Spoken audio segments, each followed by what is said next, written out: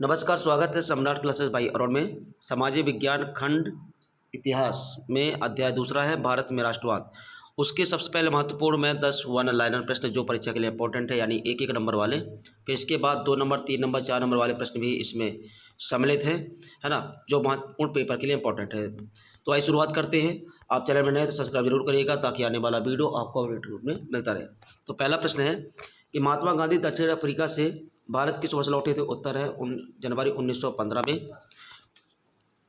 प्रश्न नंबर दूसरा है हिंद स्वराज नामक प्रसिद्ध पुस्तक के लेखक कौन थे? उत्तर महात्मा गांधी, 1990 में लिखा था। प्रश्न नंबर तीसरा है भारत में गांधी जी का पहला सत्याग्रह आंदोलन कहाँ हुआ था? उत्तर चंपारण, जो बिहार में है। और कब किया था उन्होंने? 1917 में किया था। प्रश्न नंबर चौथा है जलियांवाला बाग हत्याकांड किस तिथि को हुआ था? उत्तर है 13 अप्रैल 1919 को।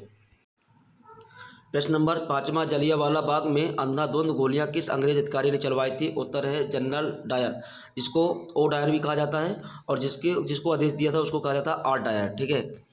अगला प्रश्न है असहयोग आंदोलन का प्रस्ताव कांग्रेस के किस अधिवेशन में पारित हुआ था? उत्तर है नागपुर अधिवेशन, दिसंबर 1920 में। अगला प्रश्न नंबर सातवां चौरी चौरा की हिंसक घटना किस वर्ष हुई थी? तो उत्तर 5 फरवरी 1922 को। और अगला प्रश्न है स्वराज पार्टी का गठन किन नेताओं ने किया था? उत्तर चित्तरंजन दास और मोतीलाल नेहरू ने। अगला प्रश्न है साइमन कमीशन भारत किस वर्ष पहुंचा था? उत्तर 1928 में। अगला प्रश्न है गांधी जी ने करो या मरो का प्रसिद्ध नारा किस आंदोलन में दिया था? उत्तर भारत छोड़ो आंदोलन 1942 में। इसके बाद अगला प्रश्न है जो महत्वपूर्ण, यहाँ से 2 नंबर, 3 नंबर, 4 नंबर तक के लिए प्रश्न बन सकते हैं। तो इसमें पहला प्रश्न है रॉलेट एक्ट 1919 क्या था और भारतीयों ने इसका विरोध क्यों किया?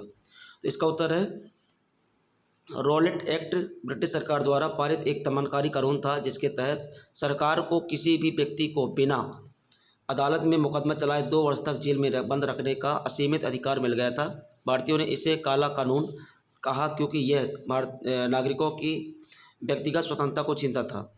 इसके विरोध में गांधी जी के आह्वान पर देश में हड़तालें, जुलूस और रॉलेट एक्ट सत्याग्रह का आयोजन किया गया। ठीक है। अगला प्रश्न है खिलाफत आंदोलन क्यों शुरू किया गया था? इसका क्या महत्व था? उत्तर है प्रथम विश्व युद्ध में ऑटोमन तुर्की की पराजय के बाद इस्लामी दुनिया के आध्यात्मिक नेता खलीफा पर सख्त संधि थोपने की अफवाहें फैली।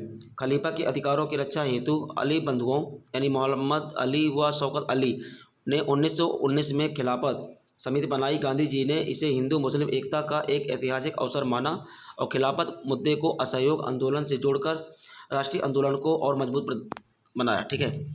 इसके बाद अगला प्रश्न है गांधी जी ने असहयोग आंदोलन अचानक क्यों वापस ले लिया? 5 फरवरी 1922 को गोरखपुर उत्तर प्रदेश के चौरी चौरा नामक स्थान पर शांतिपूर्ण जुलूस पर पुलिस द्वारा लाठीचार्ज करने से भीड़ उग्र हो गई। आक्रोशित भीड़ ने पुलिस थाने में आग लगा दी, जिसमें 22 पुलिसकर्मी जलकर मर गए। अहिंसात्मक आंदोलन के हिंसक रूप लेने और सत्याग्रहियों से अनुशासन तथा व्यापक प्रशिक्षण की कमी देखकर गांधी जी ने असहयोग आंदोलन क्या कर दिया? तुरंत स्थगित करने का कड़ा फैसला लिया। ठीक है। इसके बाद साइमन कमीशन का विरोध, साइमन वापस जाओ नारों से क्यों किया गया? ये प्रश्न है। इसका उत्तर है ब्रिटिश टोरी सरकार ने 1928 में सर जॉन साइमन की अध्यक्षता में भारत में संवैधानिक व्यवस्था की कार्यप्रणाली का अध्ययन करने हेतु एक वैधानिक आयोग भेजा। इस आयोग में एक भी भारतीय सदस्य शामिल नहीं था, सभी सदस्य अंग्रेज थे। भारतीयों ने इसे अपने स्वाभिमान का खुला अपमान माना और यह आयोग भारत पहुंचा तो पूरे देश में काले झंडे दिखाकर साइमन गो बैक के नारे के साथ साथ उग्र विरोध किया गया। ठीक है। अगला प्रश्न है लाहौर कांग्रेस अधिवेशन 1929 का क्या ऐतिहासिक महत्व है? तो दिसंबर 1929 में पंडित जवाहरलाल नेहरू की अध्यक्षता में लाहौर में कांग्रेस का ऐतिहासिक अधिवेशन हुआ। इस अधिवेशन में कांग्रेस ने पूर्ण स्वराज यानी पूर्ण स्वतंत्रता को अपनाकर आधिकारिक मुख्य लक्ष्य घोषित किया। साथ ही यह निर्णय लिया कि 26 जनवरी 1930 को पूरे देश में पहला स्वतंत्रता दिवस मनाया जाएगा। सभी नागरिक पूर्ण स्वराज की प्राप्ति के लिए शपथ लेंगे। इसके बाद अगला प्रश्न है गांधी जी ने आंदोलन की शुरुआत के लिए नमक को ही मुख्य हथियार क्यों चुना? नमक एक ऐसी वस्तु थी जिसका प्रयोग अमीर और गरीब, हिंदू और मुस्लिम सभी समान रूप से करते थे तथा हर व्यक्ति के भोजन का बुनियादी हिस्सा था। नमक पर ब्रिटिश सरकार द्वारा भारी टैक्स लगाया जाना और इसके उत्पादन पर सरकारी एकाधिकार होना ब्रिटिश शासन के सबसे दमनकारी चेहरों को उजागर करता था, इसलिए गांधी जी ने नमक को देश के सभी वर्गों के एक सूत्र में पिरोने वाला सबसे शक्तिशाली प्रतीक माना। इसके बाद अगला प्रश्न है, दांडी नमक यात्रा का सविस्तार वर्णन कीजिए। गांधी जी ने वायसराय अरविंद को 11 सूत्री मांग पत्र भेजा, जिसे न मानने पर 12 मार्च 1930 को साबरमती आश्रम से 78 स्वयंसेवकों के साथ दांडी यात्रा शुरू की। 240 मील की पैदल दूरी 24 दिनों में तय करके 6 अप्रैल 1930 को गांधी जी दांडी पहुँचे। वहाँ उन्होंने समुद्र जल से नमक बनाकर कानून तोड़ा, जिसने पूरे देश में सविनय अवज्ञा आंदोलन का बिगुल बजा दिया। ठीक है। इसके बाद अगला प्रश्न है, सविनय अवज्ञा आंदोलन असहयोग आंदोलन में किस प्रकार भिन्न था। तो असहयोग आंदोलन 1920 से 22 का मुख्य उद्देश्य केवल ब्रिटिश सरकार के साथ सहयोग न करना था, बल्कि उपाधियां लौटाना व स्कूलों अदालतों का बहिष्कार करना।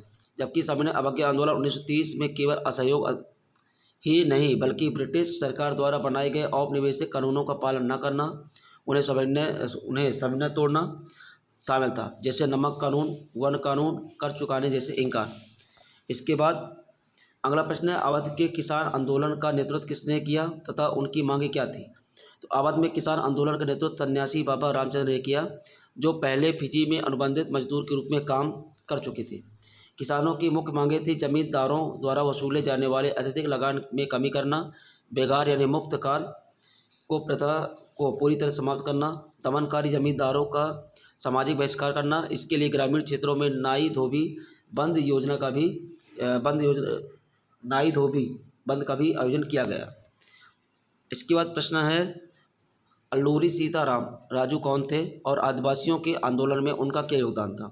अल्लूरी सीताराम राजू आंध्र प्रदेश की गुडेम पहाड़ियों में आदिवासी रंपा विद्रोह के प्रमुख नेता थे। वे गांधी जी की महानता की प्रशंसक थे, लोगों को खादी पहनने तथा शराब छोड़ने के लिए प्रेरित करते थे, लेकिन वे मानते नहीं थे भारत को केवल अहिंसा से नहीं बल्कि बल प्रयोग से आज़ाद कराया जा सकता था। उन्होंने वनों पर अंग्रेजी नियंत्रकों के खिलाफ आदिवासियों का हिंसक और सफल गुरिल्ला युद्ध चलाया।